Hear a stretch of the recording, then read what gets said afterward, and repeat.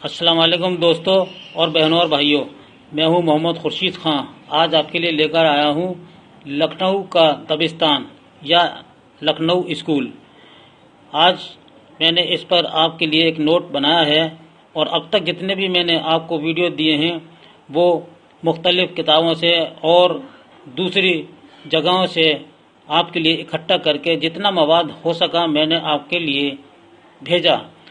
اور ہر کسی مضمون کو تیار کرنا، نوٹ بنانا ایک فن ہے، اور اس فن کو پہنچانے کے لیے میں نے آپ تک اپنی پوری کوشش کی ہے۔ لیکن اس کے باوجود بھی اگر کوئی کمی رہ جاتی ہے، کوئی تشنگی رہ جاتی ہے، تو لوگ کچھ اس پر تنقید بھی کرنے کی کوشش کرتے ہیں۔ علم وہ چیز ہے کہ جتنا پھیلایا جائے اتنا زیادہ اچھا ہے، کیونکہ علم اگر آپ کے پاس ہے تو آپ دوسروں کو بتائیے، دوسروں تک پہنچانے میں آپ کے علم میں کبھی کمی نہیں ہوگی، اضافہ ہوگا۔ اس لیے میں نے ایک یہ چھوٹا سا قدم رکھا تھا کہ جہاں جہاں اردو پڑھانے والے نہیں ملتے اور کتابیں نہیں ملتی، گاؤں، قصبہ اور ایسے علاقے جو پہاڑی علاقے ہیں کہ لوگوں کو کتابیں دستیاب نہیں ہوتی اور پڑھنا چاہتے ہیں وہ اردو، لیکن وہ کس طرح سے اپنی امتحان کی تیاری کر سکیں، تو آپ سب کی پریشانیوں کو مد نظر رکھ کر میں نے یہ قدم اٹھایا۔ میں خاکسار ہوں، میں ناچیز ہوں، اور میں نے جتنا بھی آپ کو پڑھایا انشاءاللہ یہ آپ کے امتحان میں ضرور کامیاب ہوگا، اور اس کو آپ دوسروں تک پہنچائیے، کیونکہ آج کل لوگ کوئی کام اچھا کرتا ہے تو اس میں خامیاں نکالتے ہیں، کچھ تو خود تو کرنے کے لائق نہیں ہوتے لیکن دوسروں پر تنقید ضرور کرتے ہیں۔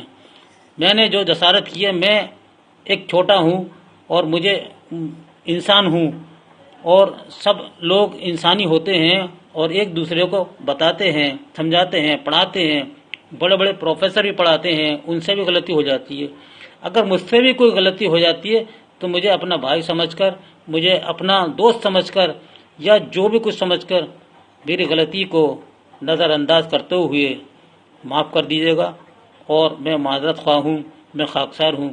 لیکن کوئی ہمت توڑنے کی اگر کوشش کرتا ہے تو مجھے تھوڑا سا دکھ ہوتا ہے۔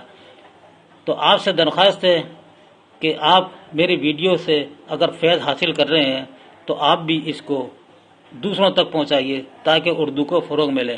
اور دوسری درخواست یہ ہے کہ آپ اپنے گھر میں ایک اردو کا اخبار ضرور لگائیں، کیونکہ اگر آپ ہندی کا اخبار پڑھ رہے ہیں، انگریزی کا پڑھ رہے ہیں، اور آپ کے گھر میں اردو کا اخبار ہوگا تو بچے اٹھا کر دیکھیں گے۔ جب بچے اٹھا کر دیکھیں گے، اس کی ہیڈنگ بڑی بڑی پڑھیں گے، اور نہیں پڑھنا آئے گا تو کوشش کریں گے، اس کے باوجود بھی نہیں آئے گا تو کہے گا پاپا کیا لکھا ہے یہ، امی کیا لکھا ہے یہ، تو آپ کی والدہ یا آپ اپنے بچوں کو بتائیں گے کہ یہ چیز یہ لکھی ہے، تو ان کو بھی شوق پیدا ہوگا، دلچسپی پیدا ہوگی کہ یہ اردو ہے، اور یہ اردو بڑی پیاری زبان ہے، یہ ہم سب کی ہے، یہ ہمارے پورے ہندوستان کی ہے، یہیں پروان چڑھی ہے، یہیں اس نے جنم لیا ہے۔ کیونکہ صوفی سنتوں نے آ کر جب دوسرے ملکوں سے یہاں ہندوستان آئے تھے تو اپنے ساتھ ترکی، عربی، فارسی زبانیں لے کر آئے تھے، اور یہاں سنسکرت اور پراکرت زبانیں چلتی تھیں۔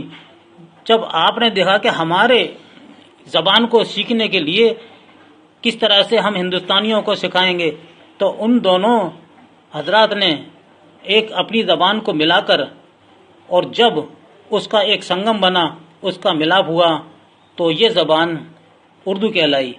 اردو جو ہے، جب صوفیہ کرام نے لوگوں کو اکٹھا کیا اور محفل سما کا انعقاد کرتے رہے، تو جب اس میں اپنائیت آئی اور محبت آئی تو لوگوں نے اس محفل سما کو اور آگے بڑھایا۔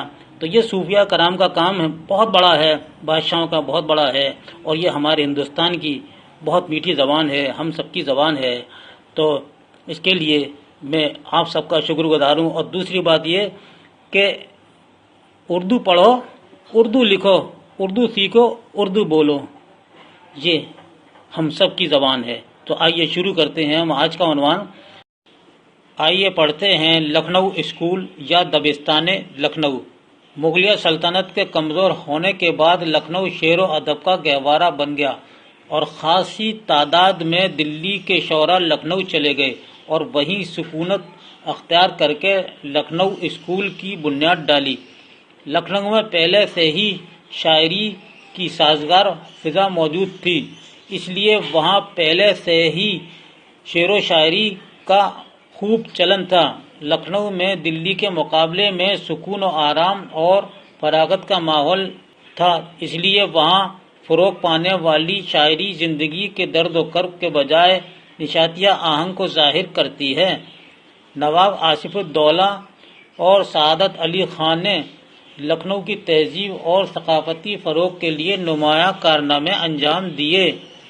شعر و ادب کے فروغ میں ان کا عہد بڑا قابل قدر رہا ہے۔ نواب غازی الدین حیدر خود بھی شاعر تھے اور شعراء کی خوب سرپرستی بھی فرمایا کرتے تھے۔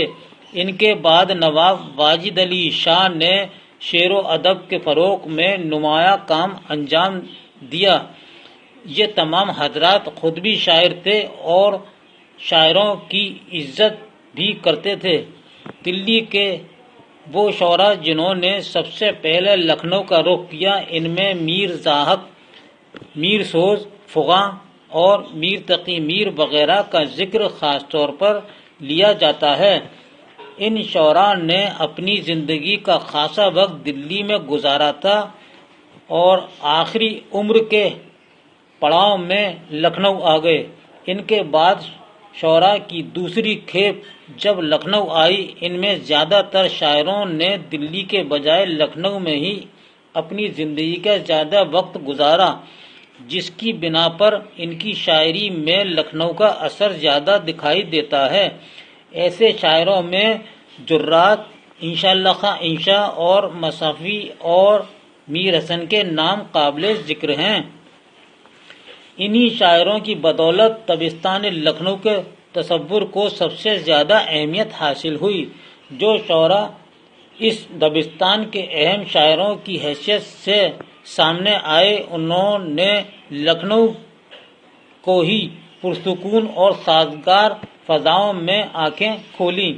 انہوں نے زندگی کے حسن و عشق اور شان و شوکت کے نئے زاویوں کا مشاہدہ کیا۔ یہی وجہ ہے کہ ان کی شاعری لکھنوی شاعری کی نمائندگی کرتی ہے۔ میر حسن نے غزلیں بھی کہیں، لیکن ان کی شہرت اور عظمت کا اصل دار و مدار ان کی شہرہ آفاق مثنوی سحر البیان ہے۔ شیخ قلندر بخش جرات جب دلی چھوڑ کر لکھنؤ آئے تو معاملہ بندی کی شاعری مزید حاوی ہوتی چلی گئی۔ انشا نواب سعادت علی خان کے زمانے میں لکھنؤ آئے اور اپنی پر لطف باتوں سے اپنا گرویدہ بنا لیا، جس کی بنا پر درباری شاعروں میں جگہ مل گئی۔ اس وقت جرات اور میر حسن کی بدولت لکھنؤ میں شعر و شاعری اپنے شباب پر تھی۔ انشا کے لکھنؤ پہنچنے سے شعر و ادب کا ماحول مزید نکھر گیا۔ سعادت یار خاں رنگین نے بھی اپنے انفرادی کلام کی بنا پر بڑی شہرت حاصل کی۔ انہوں نے قصیدے، مثنویاں اور غزلیں بھی کہیں، لیکن رنگین کو سب سے زیادہ شہرت ریختگی کی بنا پر ملی۔ دبستان لکھنؤ کا ذکر آتے ہی ناسک اور آتش کے ناموں کو بھلا کون بھول سکتا ہے؟ ان کے نام سب سے پہلے ذہن میں آ جاتے ہیں۔ ان دونوں شاعروں کی بدولت لکھنؤ اسکول کی شاعری موضوع اور پیشکش کی بنا پر دبستان دلی سے اپنا امتیاز قائم کرتی ہے۔ اس میں ناسک کے کارنامے زیادہ اہمیت رکھتے ہیں، کیونکہ ان کی زبان دانی کا رعب نہ صرف لکھنؤ بلکہ دلی والوں کے ذہن میں بھی ہمیشہ قائم رہا۔ انہوں نے شاعری میں اپنی الگ پہچان بنائی اور لکھنؤ کے اہم شاعروں میں شمار کیے جاتے ہیں۔ ناسک بڑے خوددار تھے۔ انہوں نے کسی بادشاہ کی مدح میں قصیدہ نہیں لکھا۔ آتش کے مزاج میں صبر و قناعت کا جذبہ پہلے سے موجود تھا اور وہی ان کی شاعری میں نئی شکلیں اختیار کرتا چلا گیا، جس کی بنا پر آتش نے لکھنؤ کے نمائندہ شاعروں میں اپنی الگ پہچان بنا لی۔ آتش کے یہاں زبان و بیان کی شائستگی اپنا خاص جادو جگاتی ہے۔ انہوں نے شاعری کی دیگر اصناف پر توجہ دینے کے بجائے صنف غزل پر اپنی تمام تر توجہ دی۔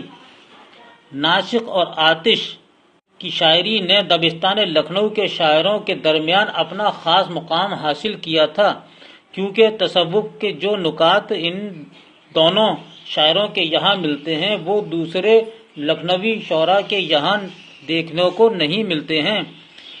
اس وقت اردو شاعری میں غزل کا میدان بہت وسیع تھا۔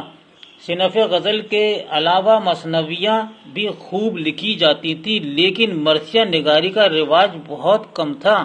اس کے باوجود دبستان لکھنؤ میں صنف مرثیہ نگاری کو بھی سب سے زیادہ فروغ ملا، کیونکہ لکھنؤ کے زیادہ تر نواب شیعہ حضرات سے تعلق رکھتے تھے، اس لیے ماتم اور مجلسوں کا اہتمام پابندی سے ہوتا تھا۔ سودا جب لکھنؤ گئے تو مرثیوں کا ایک مجموعہ ترتیب دیا۔ ان کے مرثیوں نے وہاں کے شاعروں کو سنجیدگی کے ساتھ مرثیہ نگاری کی جانب متوجہ کیا کہ وہ بھی اپنے دلی جذبات کا اظہار مرثیوں کی شکل میں کریں۔ سودا سے متاثر ہو کر لکھنؤ میں باقاعدہ مرثیہ نگاری کا آغاز جن شاعروں کی کوششوں سے ہوا، ان میں دلگیر، فصیح، ضمیر اور میر خلیق کے نام خصوصیت کے ساتھ قابل ذکر ہیں۔ لکھنؤ کی سرزمین پر ان شعراء نے اپنے مرثیوں کے ذریعے زبان و بیان کا ایک اعلیٰ معیار قائم کیا۔ دبستان لکھنؤ میں مرثیہ نگاری کے فن کو ادبی وقار بخشنے میں میر ضمیر، میر خلیق کے مرثیوں نے نمایاں کام انجام دیا ہے۔ میر انیس اور مرزا دبیر نے بھی بڑی شہرت حاصل کی، جس کی کوئی دوسری نظیر نہیں ملتی۔ خاص کر میر انیس کی فن مرثیہ نگاری نے اس صنف کو سب سے زیادہ فروغ دیا۔ میر انیس میر خلیق کے بیٹے اور میر حسن کے پوتے تھے۔ شاعری ان کے ورثے میں ملی تھی۔